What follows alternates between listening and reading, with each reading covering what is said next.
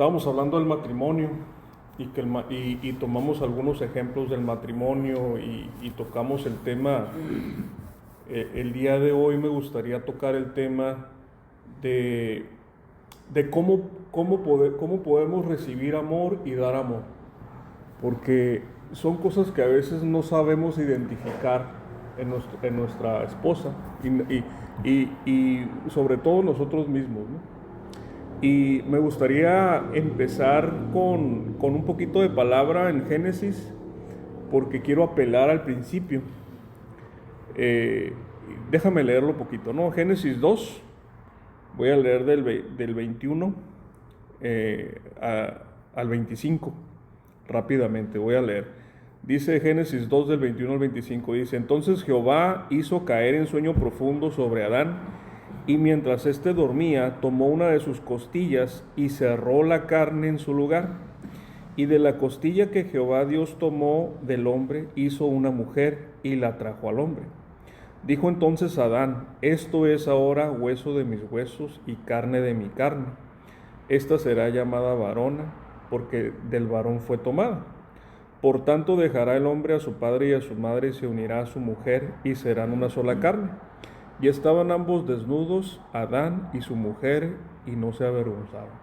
El diseño original, tanto del hombre como el de la mujer, es un diseño que requiere un complemento. Nacimos como una parte de un rompecabezas. Nosotros somos una parte y nuestra esposa es la otra parte. Y con esa idea de que no estamos completos, podemos derivar algunas implicaciones de eso. Por ejemplo, si no estamos completos, ¿qué nos hace falta? ¿Verdad? ¿Qué nos complementa? Y no sé si te has dado cuenta, yo sí me he dado cuenta, por lo menos en mí y en algunas otras parejas que conozco cercanas, que normalmente el hombre es lo contrario a la mujer en carácter, en forma de ser, en algunos detalles, ¿verdad? Y la mujer lo mismo, por ejemplo. Pongo un ejemplo sencillo, ¿no? O sea, hay la mujer que es muy social y el hombre es un poquito retraído, por ejemplo. Y como que la mujer jala al hombre a que el hombre se incluya en temas sociales, ¿no? O el hombre es un poquito no tan expresivo y la mujer es muy expresiva, ¿verdad? Y así te das cuenta cómo las parejas se van complementando y aplica esta parte, ¿verdad? Pero bueno, ese es un punto. El siguiente punto es que en el principio los dos estaban desnudos. ¿Qué significa la desnudez en este contexto? La desnudez significa completa confianza, ¿no? Es no ocultar nada. Normalmente nosotros no nos abrimos completamente con nadie, inclusive ni siquiera con nuestra misma esposa.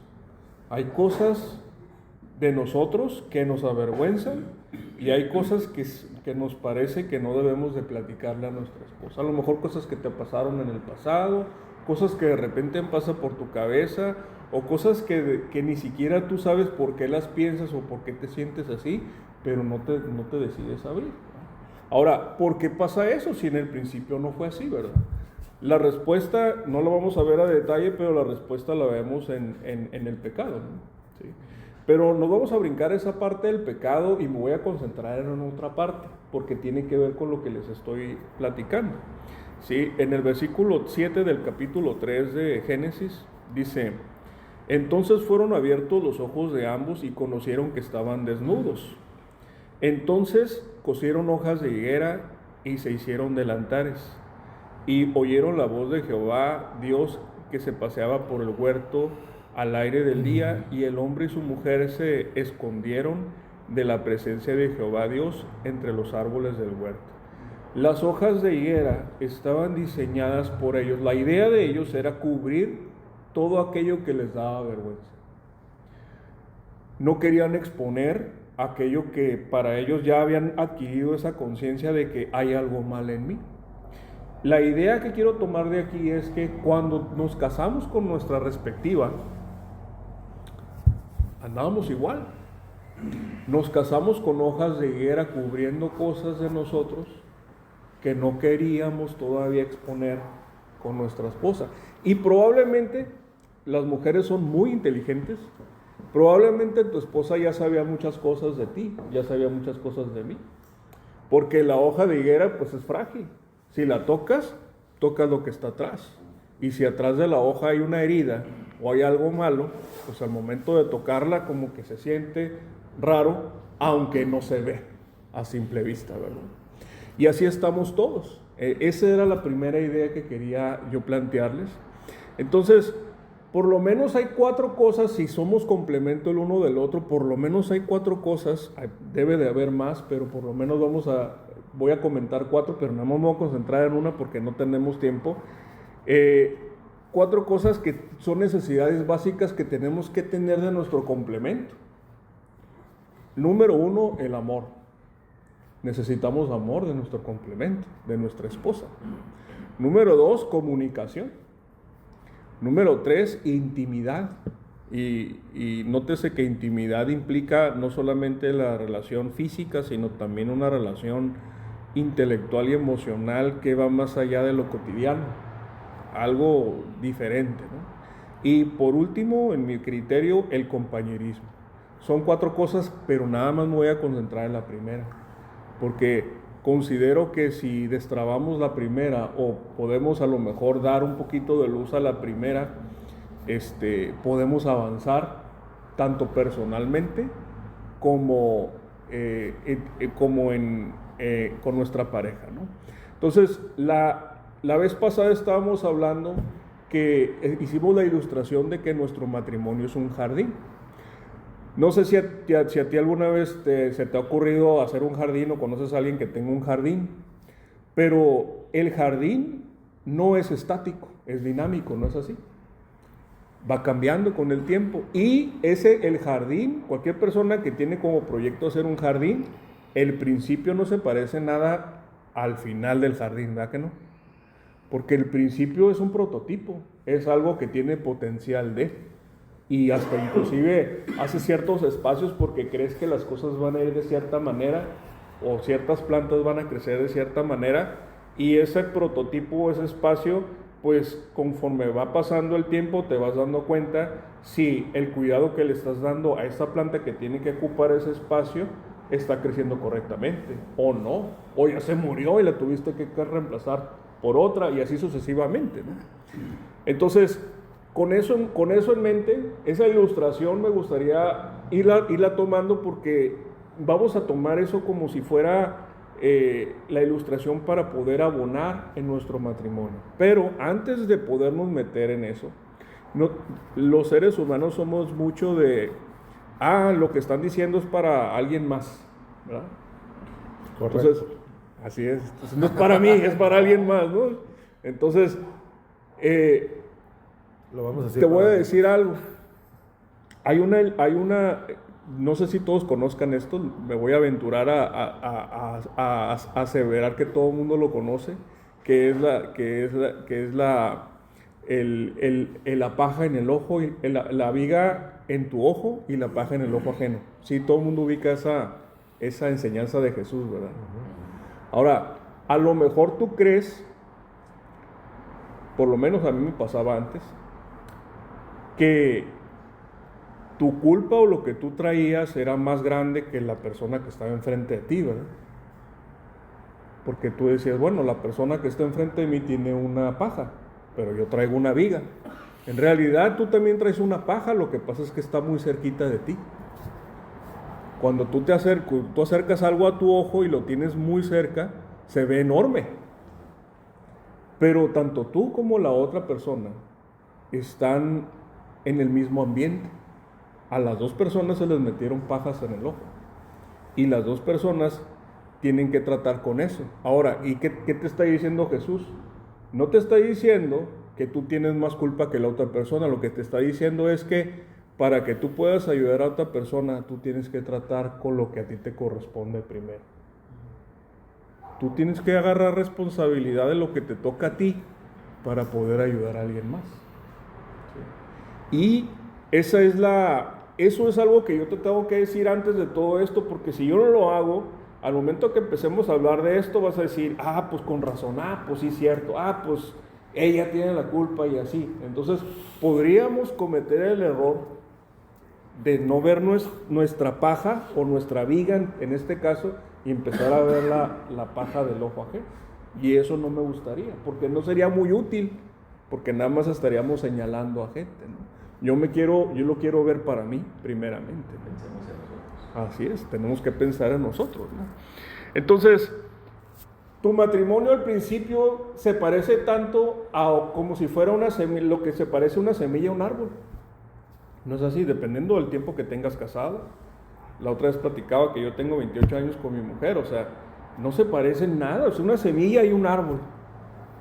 Tenía potencial, estaba emocionado y todo ese rollo, y fue creciendo y fue siendo algo muy diferente. Es un tema, ¿no? Ahora, cuando tú estás atendiendo un jardín, tú estás sirviéndole al jardín, ¿no es así?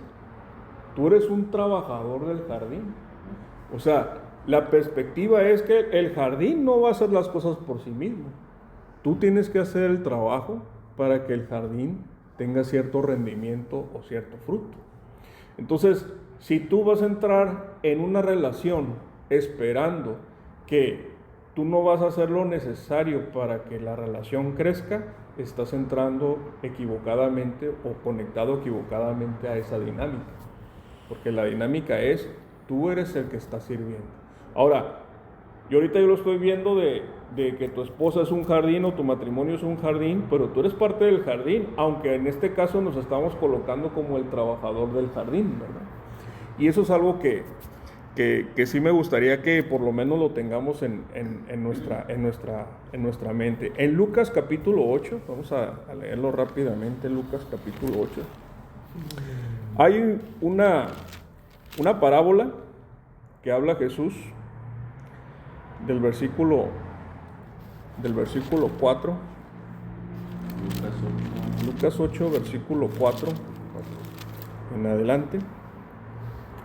Es la parábola del sembrador. Mira, la palabra del sembrador habla de la dinámica del evangelismo, ¿sí? La semilla es la palabra de Dios y la tierra es los corazones de las personas. Pero ahorita ese es el significado principal. Pero lo vamos a tomar como ejemplo, así como tomamos hace rato la higuera como ejemplo, las hojas de higuera como ejemplo, porque las hojas de higuera cubrían el pecado.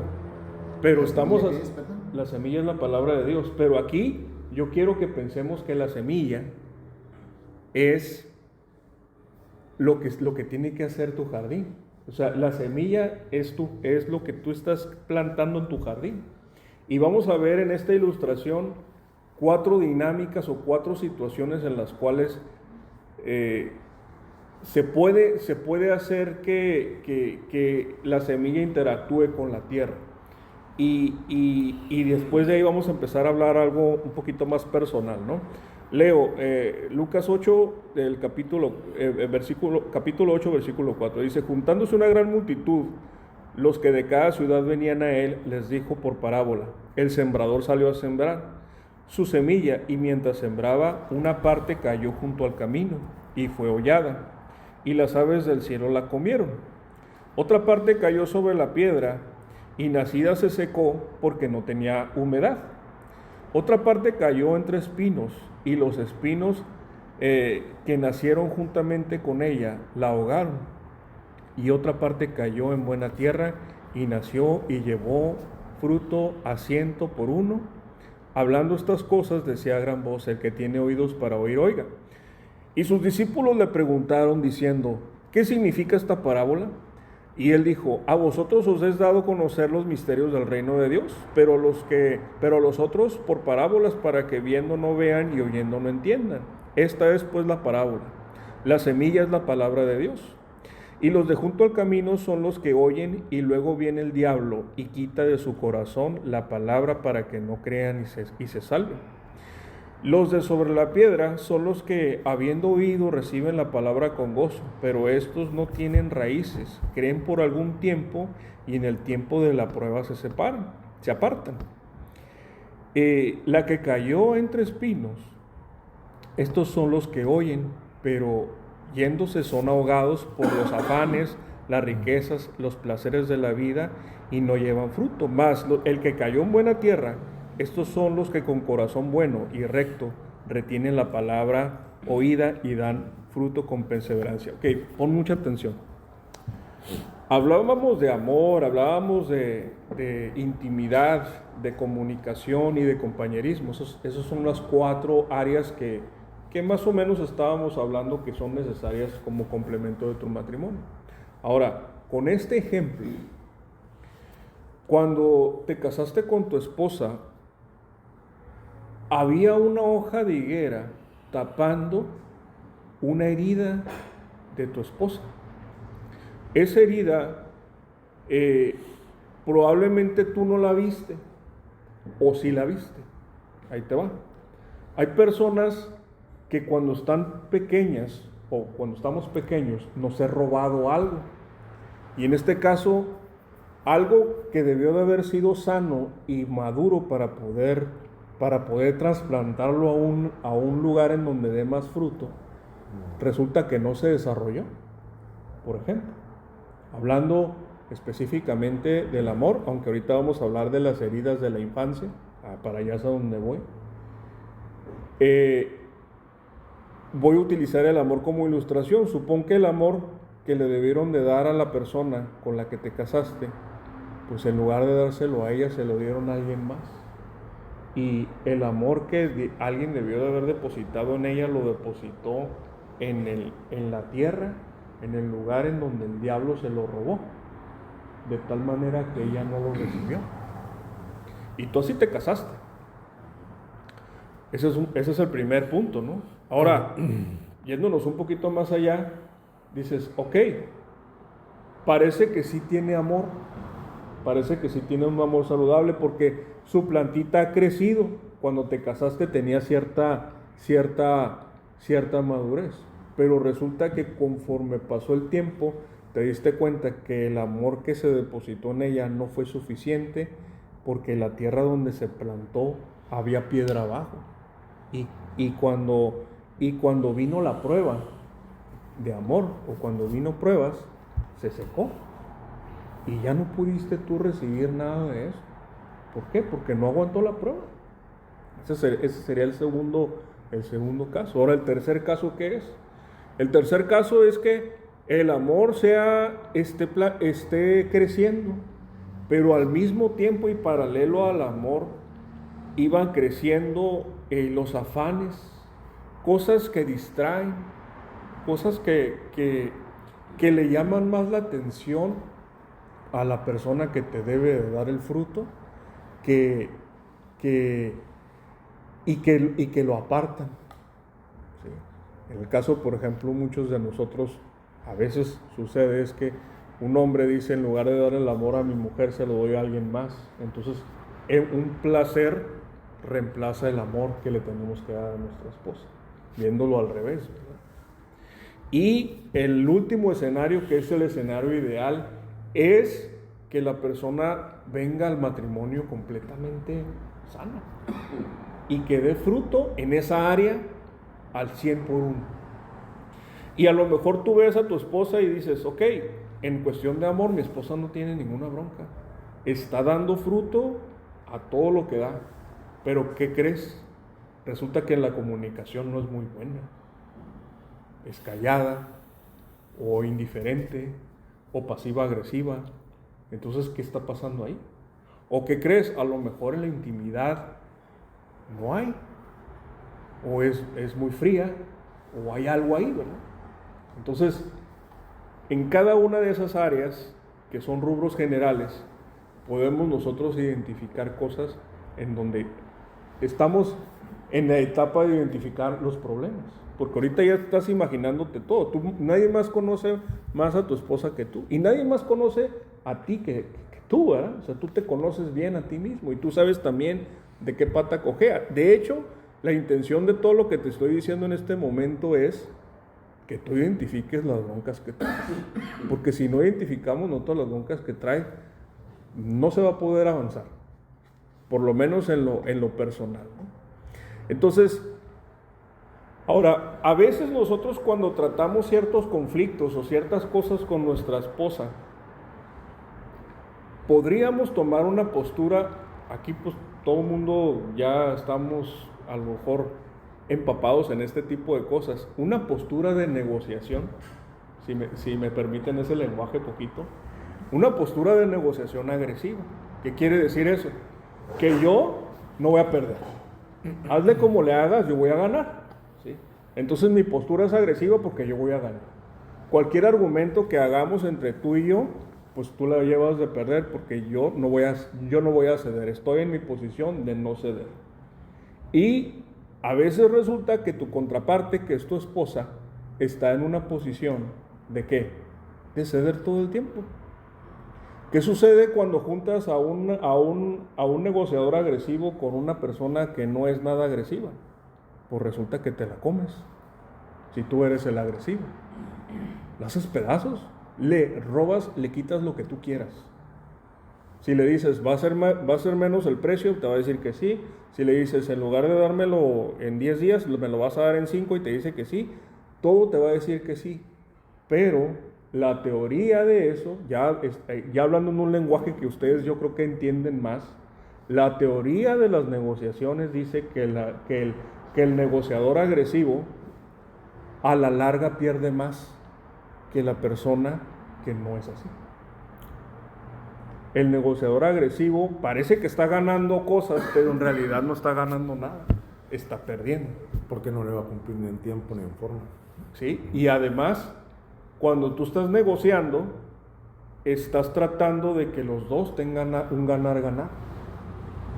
De hecho, la postura de negociación mejor documentada y la más fregona que hay es la de Harvard, ¿no?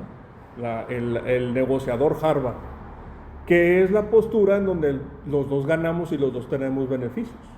¿Por qué? Porque lo que tú quieres en una negociación es preservar la relación. No quieres ganar. Pero en la cultura, el diablo nos ha enseñado que todo lo que hagamos tenemos que ganar siempre, ¿no es así? Más la mentalidad latina, ¿no? Así es. Ahora, a veces tú ganas, pero la contraparte está triste, porque cree que te lo fregaste.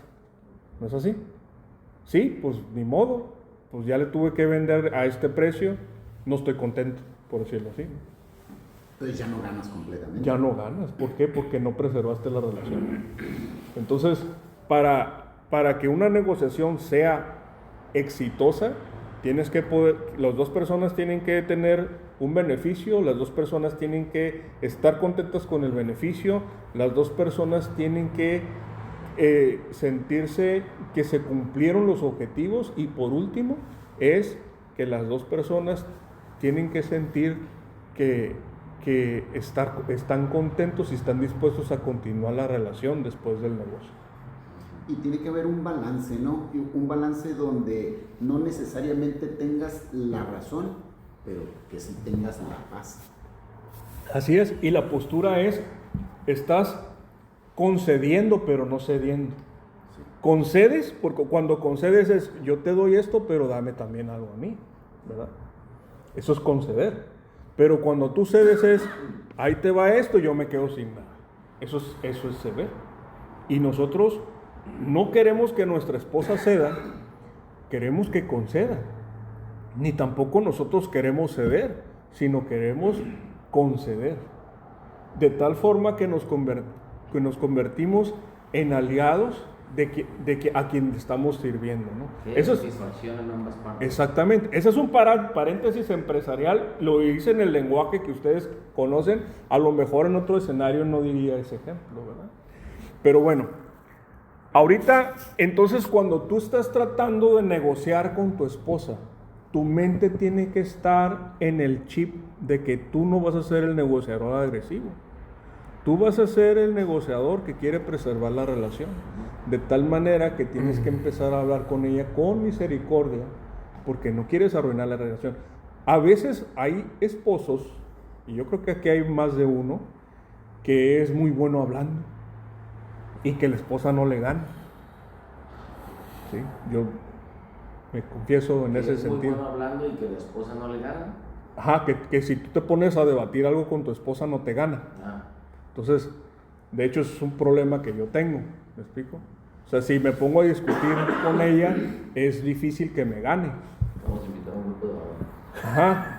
De hecho, muchas veces llora, pero eso no me hace sentir bien. ¿Me explico?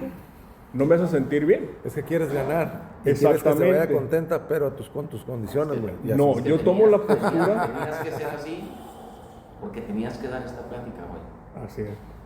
O sea, yo tomaba la postura del negociador agresivo, donde yo voy a ganar, tú vas a perder. Pero a la larga pierdes tú. Sí. Y tuve que cambiar mi chip en eso, ¿verdad? Entonces, una frase muy repetitiva o muy común que le digo a ella de repente es: el hecho de que estés enojada o que te moleste eso no significa que tengas la razón, ¿eh? Y así, se queda callada ella, me quedo callada yo, y dejo que eso pase en su mente, pero en realidad lo único que estoy haciendo es siendo agresivo con ella.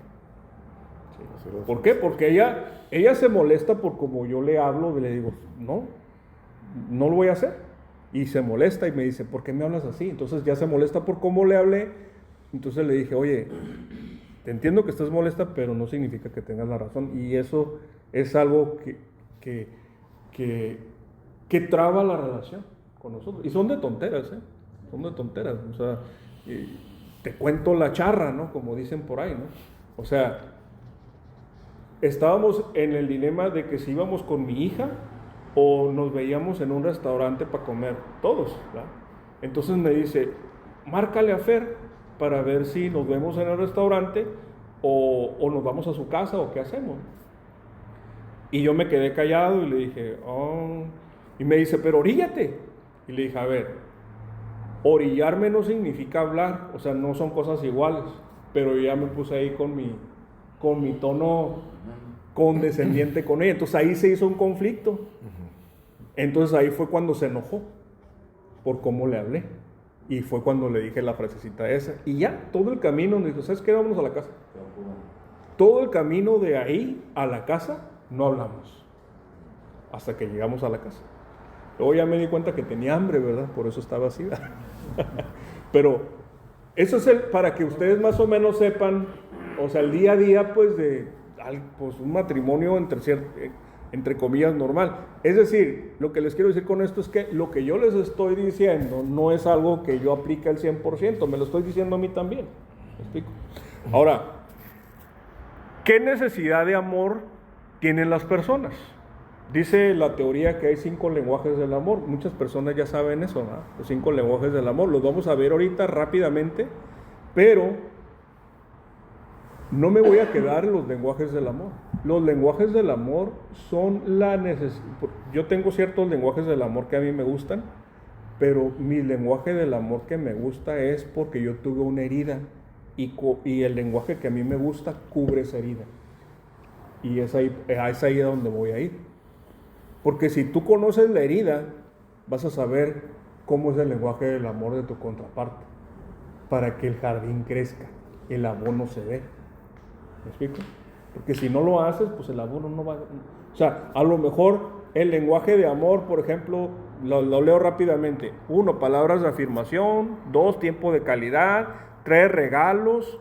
4, actos de servicio. Y 5, contacto físico. Esos son los 5 lenguajes del amor. Entonces, por ejemplo, si el lenguaje del amor de tu esposa es tiempo de calidad y tu lenguaje del amor es dar regalos, tú vas a llegar y le vas a dar un regalo, pero ella quiere tiempo de calidad, porque su lenguaje del amor es tiempo de calidad.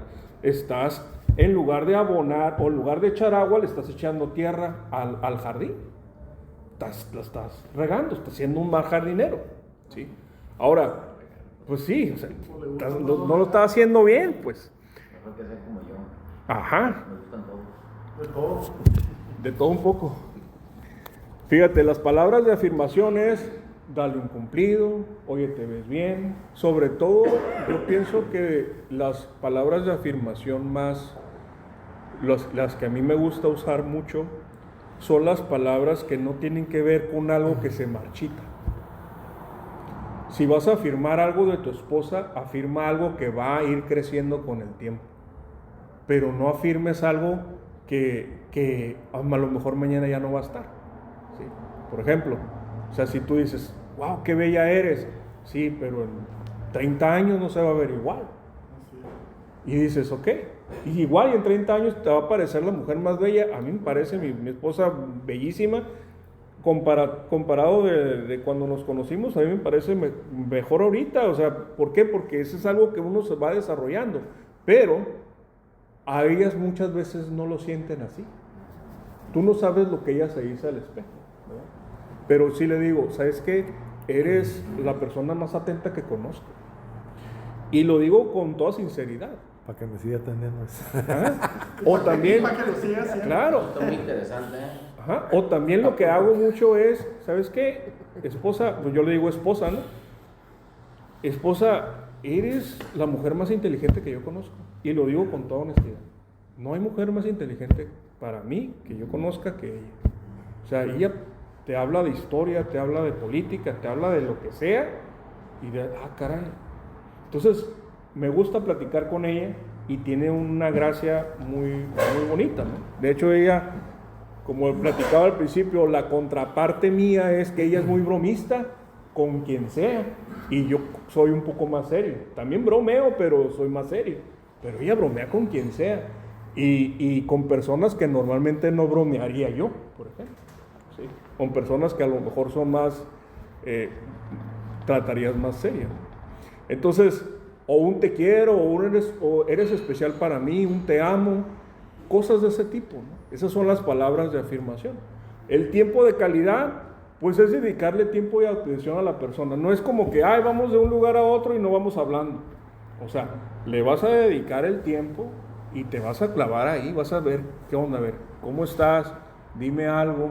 Ese es el tiempo de calidad, ¿sí? Caminar juntos, ir a una cena. A veces mi tiempo de calidad con mi esposa es que si vamos a dejar a mi hija con una amiga o algo, la dejamos con su amiga y vamos, nos compramos un café y nos vamos a manejar y manejando platicamos. Y luego ya nos tardamos así, porque a veces hay pláticas que no se pueden hacer en público, ¿no? Hay pláticas que son nada más entre esposos. Y es parte de la intimidad. Exactamente. Entonces ese es el tiempo de calidad. El compañerismo que comentaste al último, ¿no? Así es el compañerismo. Una cenita, ¿sí? Ahora ya hablamos el siguiente es el regalos, o sea... Una cenita, pero light, porque ya estamos... Sí, así es, light, ensaladita. Los regalos, no importa si es grande o pequeño, el enfoque de la persona que recibe eso es que sea una forma tangible de demostrar el afecto que le tienes. O sea, a lo mejor nada más es un chocolate. A mi esposa le gustan los regalos. Yo a veces le compro, si voy a la tienda le traigo un chocolate. Ella encantada con eso. Dice, se acordó de mí y le traje algo, ¿no? O una galletita o algo, ¿no? ¿Sí?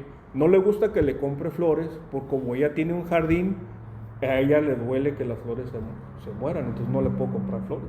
Lo que hago a veces cuando me ondeo es que voy al Home Depot y le compro una maceta con algo y ella eso es el mejor regalo que le puedo hacer, una plantita. Un fertilizante, ¿no? Un fertilizante, cosas de ese tipo. Los actos de servicio, ¿sí? Ayudar en tareas o hacer favores es una forma de dar amor, ¿no? ¿Sí? Las acciones demuestran amor, ¿sí? Una acción habla más que 1000 palabras, ¿no?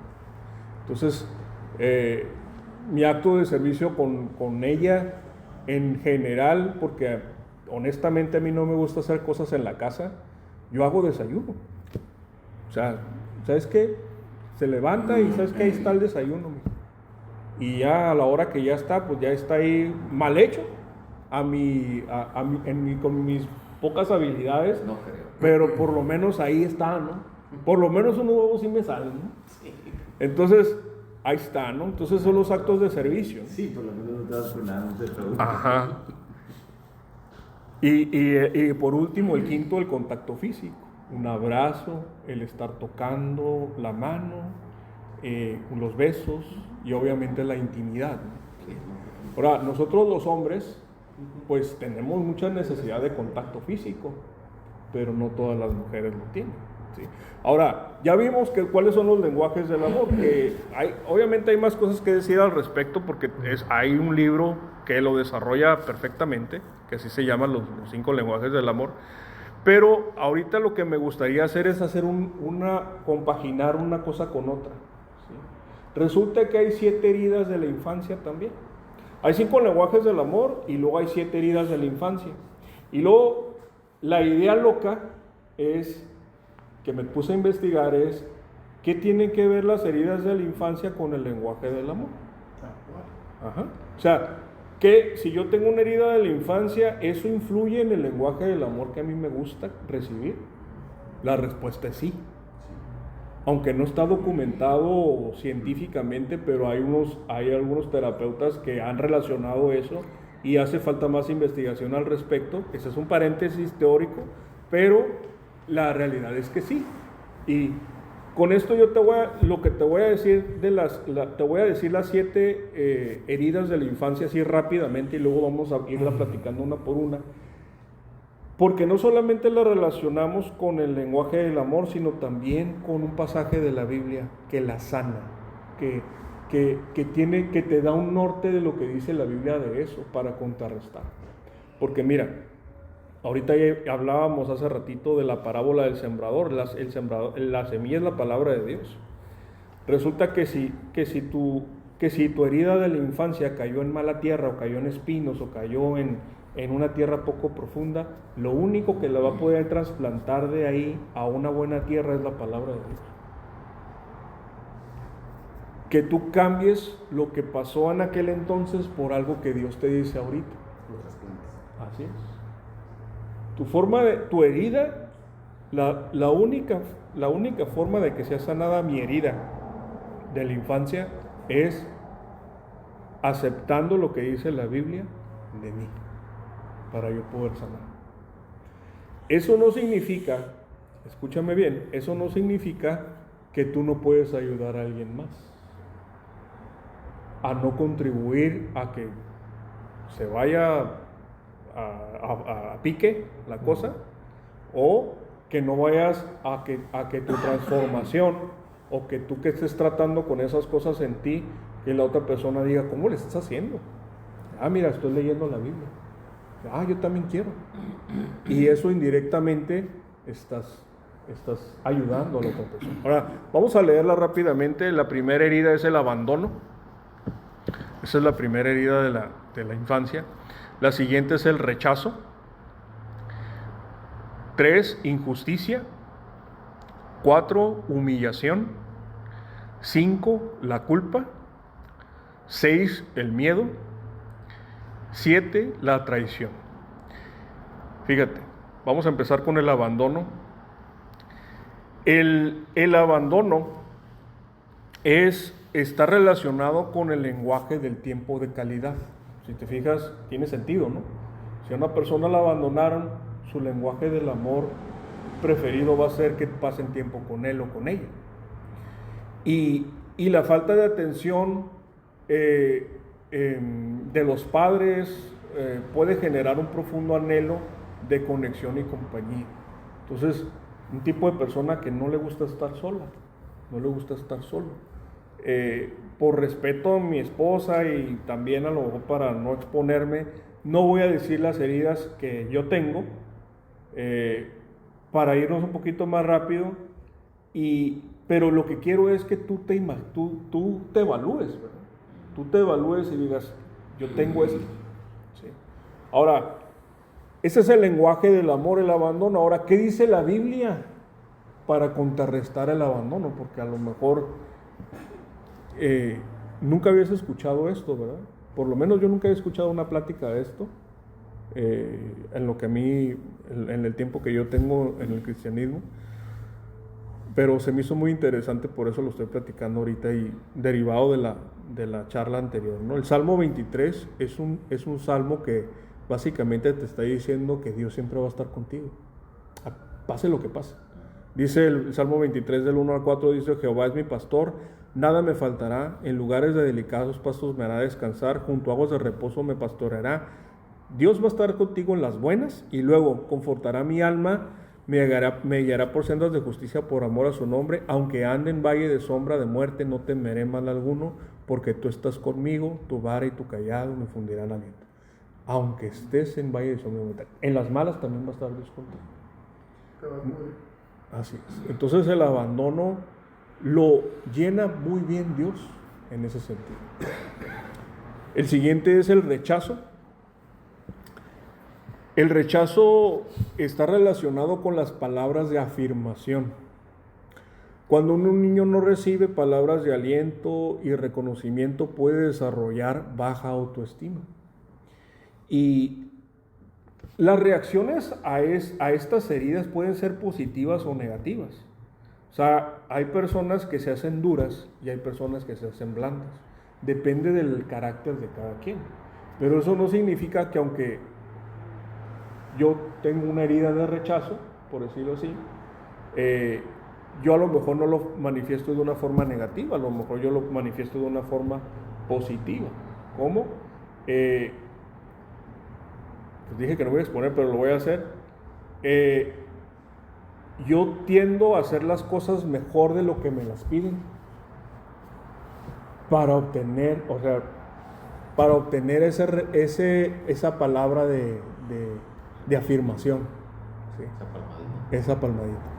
O sea, yo ahorita yo he trabajado obviamente, o sea, pero es algo que se me grabó en el chip, ¿me entiendes? Y eso fue algo que sucedió cuando yo estaba pequeño, ¿no? Y una situación que ni siquiera se dio cuenta mis papás que sucedió, pero sí me acuerdo de eso, lo he trabajado, pero yo ahí me entiendo, ¿me explico? O sea, porque dices, oye, ¿por qué estás haciendo esto así si nada más nos pidieron esto? Pues porque hay un chip en mí, aunque fíjate, las heridas de la infancia se manifiestan muchas veces nada más con reacciones y no con razones. Porque la situación y la circunstancia te hace sentir algo, ¿me explico? Y eso es cuando tú sientas algo, cuando tú estés reaccionando en lugar de razonando a cualquier circunstancia, y sobre todo algo que llame la atención tanto de la gente que está viéndote como también de ti, así como que no lo puedes explicar, ahí es donde te tienes que examinar y decir, a ver, ¿qué está pasando? ¿Qué rollo? ¿Sí? La otra vez mi esposa me comentaba algo de mi salud, ¿no? Y me decía, no, es que te tienes que cuidar. Y yo ya me había regañado ese día en la mañana a mí mismo en mi mente de eso. Ajá. Y luego ella me regaña de lo mismo, reaccioné mal. Sí, reacciona uno mal porque ya no. Ajá. Entonces le dije algo muy áspero. Y cuando reaccioné mal, ella se sacó de onda y me dijo, oye, ¿qué te pasa? ¿Por qué me hablas así? Porque ya me lo había dicho yo y tú no sabes. Exactamente. Sí. Pero ¿sabes una cosa? Yo no fui capaz de articular la razón por la cual le hablé así. No, okay. Y lo único que hago a veces cuando pasa eso es que la callo. Okay. Y yo, ¿sabes qué? No quiero hablar de eso y me cierro. ¿Por qué? Porque no solamente me da vergüenza a mí decirlo, sino que ella, considero que a veces ella no lo va a entender. Pero cuando estaba ideando todo este asunto, y me vino a la cabeza eso, pues también Dios te regaña, ¿no? Y le dije, ¿sabes qué? Y le expliqué en la noche. ¿Sabes qué? Estoy agüitado porque mira, pasó esto y esto, y le platiqué lo que les estoy platicando. Ahorita todos lo entienden, ¿verdad? Uh-huh. Pero ahorita no estoy enojado. En su momento lo estaba, cuando me lo dijo ella. Entonces, ella estaba tocando un botón en mí que era una herida, que es una herida a mí. Y que yo estoy trabajando. Muy buenas para eso. Sí, pero claro, pero a veces lo hacen de una forma deliberada y a veces que no. Sí, en este caso ella no lo estaba haciendo de una forma deliberada, pero yo sí los tomé a mal, ¿me explico? Sí. Déjenme le digo, esta plática, aquí nosotros somos los que trabajamos. Uh-huh. Dice que no señales a tu mujer porque 3 dedos te señalan. Por eso no ¿Estás a favor del hombre? Sí. O sea, ¿estás a favor de la mujer? Por eso ni he hablado. vas a andar pensando, ¿cómo la Ahorita ponte comprenderé? a favor de la mujer. Está bien, ¿no? Está bien. Ahorita nomás le hago, hijo de su hijo. Bueno, las palabras, el rechazo, ¿cómo se contrarresta bíblicamente? Dice, padres, no exasperéis a vuestros hijos para que no se desalienten. Un muchacho rechazado es un muchacho desalentado. No hagas eso. Y luego dice Efesios 4:29, dice, ninguna palabra corrompida salga de vuestra boca, sino la que sea de buena para la necesaria edificación, a fin de dar gracia a los oyentes. Esa es. Hay más versículos, ¿verdad? Pero lo que puse aquí es eso, ¿no? Ahora la siguiente es la injusticia, relacionado con los actos de servicio, ¿sí? La experiencia de la injusticia puede llevar un sentimiento que nuestras necesidades no son importantes, ¿sí? Aunque a lo mejor en el contexto familiar no había carencias y todo estaba bien, pero tú tenías una necesidad que no se atendió y eso para ti fue injusto. A lo mejor fue amor, a lo mejor fue atención, pudo haber sido lo que sea. A lo mejor fue la patineta que no te quisieron comprar o la bicicleta que no te quisieron comprar y para ti fue injusto. Entonces generó una injusticia en ti. También, por ejemplo, en mi caso, yo vi injusticia en mi casa porque yo sentía que mi papá no había hecho nada mal, pero mis papás se separaron. O sea, se supone que por una infidelidad, pero ahorita ya años después, yo sé que no pasó, ¿me explico? O sea, fue una injusticia, entonces de niño estuve enojado por eso, ¿sí? Pero bueno, dice Mateo 20 del 25 al 28, porque los actos de servicio contrarrestan la injusticia. Alguien te tiene que atender, ¿no? Alguien te tiene que poner atención. Dice Mateo 28 del 25 al 28, dice, entonces Jesús llamándolos dijo, sabéis que los gobernantes de las naciones se enseñorean de ellas y los que son grandes ejercen sobre ellas potestad, mas entre vosotros no será así, sino el que quiera hacerse grande entre vosotros sea vuestro servidor, y el que quiera ser el primero entre vosotros sea vuestro siervo, como el Hijo del Hombre no vino para ser servido, sino para servir y para dar su vida en rescate por muchos. Es decir, la actitud de servicio. Y aunque no lo vamos a leer, recordamos cuando Jesús le lavó los pies a los discípulos. Adivina quién estaba ahí en la lavazón de los pies. Judas. Jesús le lavó los pies a Judas. Y a veces nosotros no queremos servirle a alguien por nuestros razonamientos torcidos, ¿verdad? Entonces es un gran ejemplo, ¿no? Las patrullas a nuestras mujeres. Entonces así es. Muy bien. Pero esa no es tan amiga. Estamos hablando del matrimonio. El siguiente es la humillación. Está relacionada la humillación con las palabras de afirmación. Tiene sentido, ¿no? Si a alguien humillaron, las palabras sanan eso. Ser humillado puede dañar profundamente la autoestima de una persona. Dice, pero la contraparte es tu identidad, quién eres, porque la humillación, cuando alguien te hace algo es como si te robara. Fíjate, te voy a decir algo. El perdón es una forma de tratar con tu enojo. También la venganza. Las dos son formas de tratar con el enojo. Pero para poder negociar con tu esposa y que los dos sean ganar, tendrías que tratar primero con tu enojo antes de poder sentarte a negociar. Porque es mal visto que alguien se siente a una mesa de negociación y se le note el carácter, ¿verdad? Claro. ¿Verdad que está mal visto? Entonces, ¿qué necesitamos para sentarnos a la mesa a negociar con nuestra esposa antes de hablar? Perdonarla. Si tú perdonas... Antes de pedir perdón, ya perdonar, ¿no? Así es. ¿Por qué? Porque si tú perdonas, en el momento que te sentaste a negociar no va a salir tu enojo. Y esa es una condición para poder negociar correctamente. O sea, la otra persona a lo mejor no va a tratar con su ira de esa forma y a lo mejor, pero si tú te sientas todavía no tratando con tu enojo, en la negociación lo que va a pasar va a ser que tú vas a ser el agresivo y vas a querer ganar como venganza. Esos son los dos caminos posibles. Entonces, si tú te sientas enojado a negociar, vas a destruir la relación. A lo mejor vas a ganar y qué bueno, o qué malo, ¿verdad? Vas a ganar temporalmente, pero al final vas a perder al cliente, que es tu esposa, ¿verdad? Ya no va a regresar. Te va a conceder te va a ceder lo que le pides, pero no va a regresar. Ahora el siguiente, estábamos hablando de la identidad. Dice, la humillación se contrarresta con identidad. Dice primera de Juan 3:1, dice, mirad cuál amor nos ha dado el Padre para que seamos llamados hijos de Dios.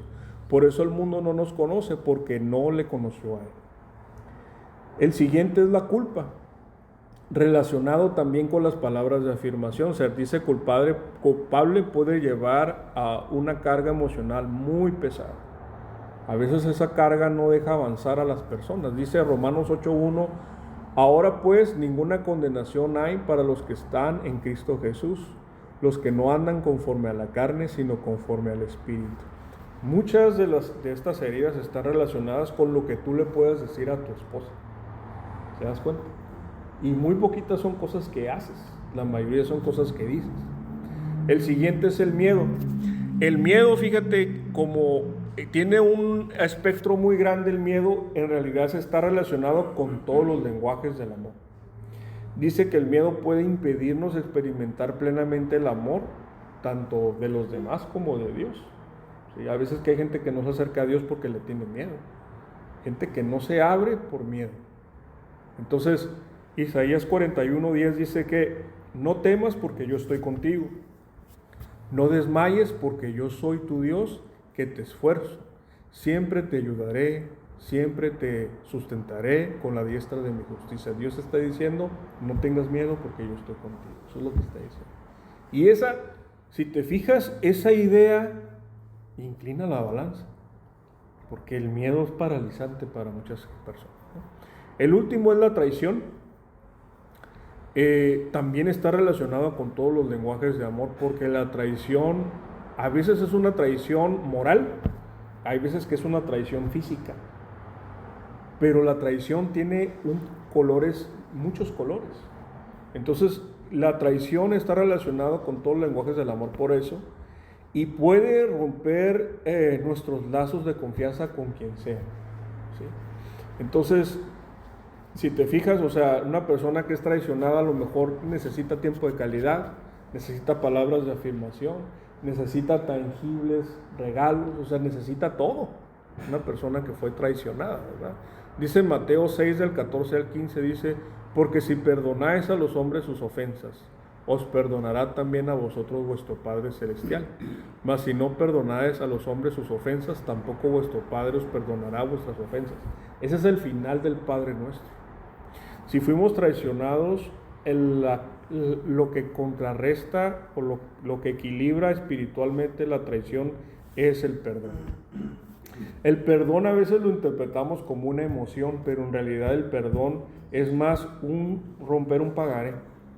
Rompes el pagaré y todavía puedes sentir, pero ya no puedes perseguir a la persona por lo mismo. No te puedes vengar, que es lo que hablábamos ahorita para la negociación. O sea, vas a reconocer que hay un problema, pero no vas a actuar vengativamente con la contraparte, ¿sí? Que eso es lo más importante. Y para terminar, como dijimos hace rato, lo único que nos puede cambiar y transformar y llevar de un jardín que no se ve bien a un jardín que se ve bien es la palabra de Dios. Y un hombre transformado es el que dice lo que dice 2 Corintios 5:17, de modo que si alguno está en Cristo, nueva criatura es, las cosas viejas pasaron, he aquí todas son hechas nuevas. Otra vez, eso sí se lo dije a mi esposa cuando hablábamos del tema del malentendido de la salud. Le dije algo que es una frase no mía, creo que la dijo el pastor Tony, pero llega mucho esa frase. El amor que yo me tengo a mí no ha sido suficiente para poder cambiar las cosas que yo sé que tengo que cambiar. El amor que tú me tienes a mí, esposa, no es suficiente para yo poder cambiar lo que sé que tengo que cambiar.